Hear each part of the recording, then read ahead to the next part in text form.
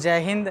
आप सभी दोस्तों को नई उमंग क्लासेज में हार्दिक स्वागत है। आइए हम आप लोगों के लिए आज भी एक खूबसूरत कहानी लेके आए हैं, जिस कहानी का नाम है उपकार का बदला। कहानी का क्या नाम है? उपकार का बदला, जिसका लेखक है रामदेव झा। जिसका लेखक कौन है? रामदेव झा। ठीक है, ये 5वां क्लास से हम ये कहानी लिए हैं। ठीक है, तो चलिए, आप कहेंगे कि छोटी छोटी क्लास का कहानी आप समझाते हैं। देखिए, हम तो ये सोचते हैं कि आप लोगों को जीवन में ये छोटी छोटी तकलीफ न रहे। ठीक है, क्योंकि आपको पता है कि झुटका से घड़ा फूटता है कि नहीं है?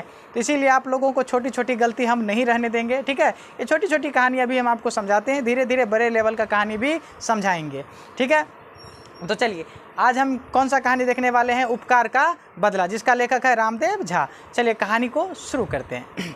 देखिए, सोमन एक गरीब आदमी था। ठीक है, वह बूढ़ा भी हो गया था। सोमन क्या था? एक गरीब आदमी था और वह बूढ़ा भी हो गया था, और अपने परिवार का पालन पोषण करने के लिए कुछ न कुछ उद्योग धंधा वो करते रहता था, जिससे अपने परिवार का पालन पोषण करता था। ठीक है, और गर्मी का महीना जब शुरू होता था तो वह तार का जो पंखा होता है, वो तार का पंखा बेचना प्रारंभ कर देता था। पंखा यानी बेना, तार का बेना।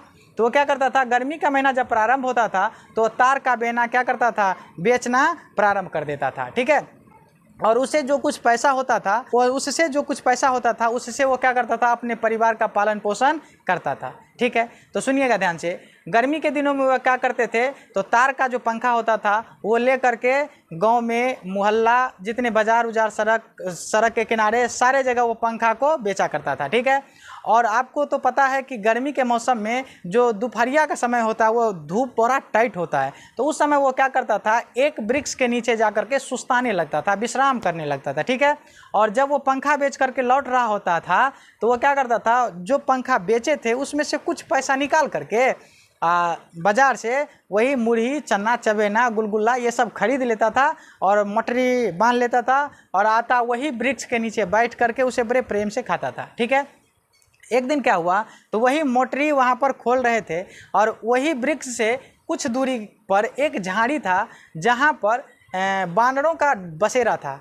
सुनिएगा ध्यान से। एक बानर क्या किया? उस दिन उधर से झाड़ी से आ गया, एक मोटा सा बानर झाड़ी से आया और वहाँ पर बैठ करके उसके ओर टुकुर टुकुर देखने लगे। किसके ओर? सोमन की ओर। और वो सोमन क्या कर रहा था? पोटरी खोल रहा था, कुछ खाने वाला चीज़ था तो खोल करके खोल रहा था। ठीक है, तो बानर उसे क्या किया था? बड़ी प्रेम से देख रहा था ऐसे।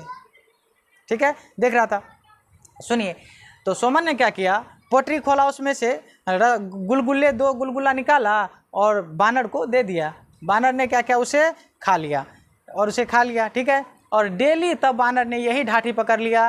वो डेली दोपहर के समय में वो क्या करता था? उसी वृक्ष के किनारे आ जाता था। डेली सोमन भी पूरे यही गांव मोहल्ला सबसे पंखा और बेच करके और उसी वृक्ष के नीचे डेली विश्राम करने आया करता था। तो डेली उस बंदर को क्या करता? वो कुछ ना कुछ खाने के लिए देता था। बंदर भी डेली वहाँ आया करता था। एक दिन क्या हुआ? एक दिन सोमन का कोई पंखा नहीं बिका और वह उदास हो गया। ठीक है, और वह दोपहर के समय में वहाँ पर आया उस वृक्ष के नीचे, और क्या हो गया? दोपहर के समय में आया और उदास होकर के वो क्या किया? पानी भर पेट पी करके वो विश्राम करने लगा। फिर बंदर आया।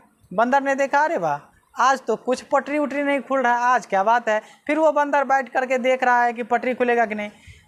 थोड़ी देर के बाद बंदर से कहा, हे हनुमान जी।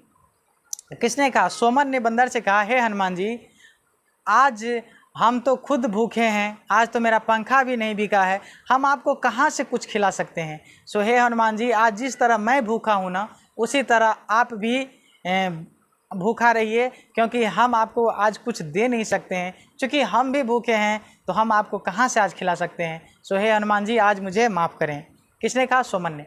तो इसके बाद क्या किया? वो सब कह करके और वह फिर विश्राम करने लगा। कुछ देर बंदर बैठ करके सोचा कि आखिर देखते हैं। उसके बाद क्या हुआ? वो उसके नज़दीक आया। नज़दीक आने के बाद वो अपने सिरहोने में जो तार का पंखा लेके सोया था उसमें से क्या किया? फटाक से 2 पंखा निकाला और भाग गया। भागा तो सोमन धड़ाक से वो आँखें खुली, और आंखें खुला तो वो क्या किया? बंदर की ओर तो दौड़ नहीं सकता था, क्योंकि वो बहुत भूखा था उस दिन। एकदम आप लोग तो जानते हैं, भूख लगा रहता है तो कोई काम नहीं सूझता है। बड़ा भूख लग गया था उस बेचारे को। दौड़ नहीं सका और वो मन में सोचने लगा, आज एक तो पंखा नहीं बिका और ये बंदर भी हमारा 2 पंखा लेके चला गया, शायद ये भी घाटा मुझे ही सहना पड़ेगा। ये सब सोच करके फिर वो विश्राम करने लगे। उसके बाद बंदर जब वो उसका पंखा लेकर के भागा था तो फिर कुछ देर के बाद उधर से देखा कि बंदर को आते हुए, ठीक है, बंदर को आते हुए देखा, फिर वो अपना लेटा है, ठीक है। तो उधर से फिर बंदर आया तो क्या लेके आया, एक बड़ा सा अधपका पपीता। क्या लेके आया, एक बड़ा सा अधपका पपीता, ठीक है, अधपका पपीता लेके आया। तो आया एक बड़ा अधपका पपीता था लेके आया। इसके बाद वह क्या किया, बंदर वो अधपका पपीता उसके ओर ढकेल दिया। किसके ओर, तो वो सुमन की ओर ढकेल दिया। तो सुमन उस पपीता को नहीं छुआ और वो विश्राम करते रहा, ठीक है, नहीं छुआ। इसके बाद बंदर ने क्या किया, तो जब वो नहीं छुआ तो फिर बंदर ने मतलब अपनी आवाज़ में उस पर खिखियाया, ठीक है, और खिखियाया तो उसका नींद टूटा, उठ के बैठा। फिर उन्होंने क्या किया, तो वो पपीता को और उसके ओर ठेल दिया, ठीक है। तब जो है क्या किया, उन्होंने अपने कमर से मतलब अपने डांड में जो चाकू रखा था वो चाकू निकाला, पपीता को सोह दिया पूरे, ठीक है, छील दिया पपीता को पूरे। उसमें से क्या किया, कुछ हिस्सा बंदर को दे दिया और बाकी पपीता अपना खुद खाया। पपीता बड़ा था तो सुमन का पेट पूरा भर गया, अब वो तो मस्त हो गया। तो उन्होंने कहा चलो 2 पंखा न लेके भागा है, इसके बदले मुझे पेट तो भर गया ना, बहुत अच्छी बात है, ठीक है। उसके बाद क्या हुआ, जब शाम ढली, ठीक है, 4-5 बजे, तो उन्होंने फिर पंखा लिया, तार का जो पंखा था वो लिया, फिर वही मोहल्ला की ओर चल पड़े वो बेचने के लिए, ठीक है। और मोहल्ला पहुंचते ही बहुत ज़ोर से हाँक लगाई, पंखा ले लो पंखा, पंखा ले लो पंखा। ऐसे हाँक लगाते हुए आगे बढ़ा तो एक डेरा से आवाज़ आई कि ओ पंखे वाले, ओ पंखे वाले। तो पंखे वाले जो है रुक करके और वो दरवाज़ा के अंदर गया, ठीक है। वहाँ पर एक सज्जन व्यक्ति ने कहा कि बरामदे को इशारा करके, देखो तो ये 2 पंखा तुम्हारे हैं। तो उन्होंने कहा जी सरकार, ये पंखे तो मेरे हैं। कहा एक बंदर आया था जो 2 पंखा फेंक करके चला गया, एक काम करो तुम ये पंखा दोनों ले लो और जाओ बेचो कहीं, तुम गरीब आदमी हो। तो उन्होंने कहा सरकार, ये बंदर आपको ये बेना फेंक कर गया था? कहा हाँ, ये बंदर 2 बेना फेंक करके गया था। सोमन ने क्या किया, तो चारों ओर ऐसे देखा कि एक और 3-4 पपीता का वृक्ष है जिसमें बड़े बड़े अधपका पपीता लटके हैं। तो उन्होंने कहा सरकार, ये बंदर आपका ये अधपका पपीता तोड़ के ले गया था? कहा हाँ, 2 बेना फेंक दिया, ठीक है, 2 पंखा फेंक करके, और वो एक अधपका पपीता तोड़ के ले गया था। तो कहा सरकार, तब तो ये पंखा हम नहीं ले सकते हैं, क्योंकि इसका जो दाम है वो तो हमें मिल गया है, ये पपीता हमने खा करके अपना पेट भर लिए हैं, तो ये पंखा हम कैसे ले सकते हैं? इसीलिए सरकार मैं ये पंखा नहीं ले सकता हूँ, ठीक है, ये पंखा आप ही रख लीजिए। तो ये जब वो सज्जन व्यक्ति ने सुना तो उसे बड़ा आश्चर्य हुआ, ये बहुत आश्चर्य हुआ। उन सज्जन व्यक्ति ने सोचा कि एक जंगली जानवर हो करके, एक जंगली जानवर बंदर, एक जंगली जानवर हो करके जब उसमें इतना विवेक हो सकता है तो हम तो एक इंसान हैं, मैं कैसे इसका पंखा ले लूँ। फिर उन्होंने, वही जो सज्जन व्यक्ति थे, फिर उन्होंने सोमन से कहा कि अच्छा सोमन, अगर तुम पंखा नहीं ले सकते तो एक काम करो, ये पंखा मैं खरीद लेता हूँ, बताइए इस पंखा का दाम कितना है?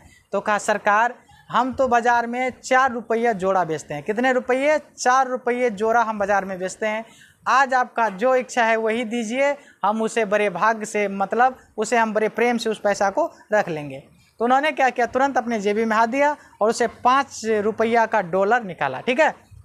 और सोमन ने 4 रुपये जोड़ा का बात किया तो उन्होंने 5 रुपया निकाल करके सोमन के हाथ में दे दिया और कहा कि जाओ और तुम आगे पंखा बेचो। इसके बाद सोमन वो पैसा ले लिया और आगे निकला वहाँ से। फिर जोर से हाँक लगाई, पंखे ले लो पंखे, पंखे ले लो पंखे, ठीक है। तो ये था उपकार का बदला कहानी।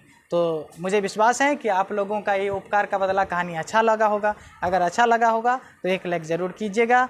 मिलते हैं नेक्स्ट क्लास में, तब तक के लिए जय हिंद।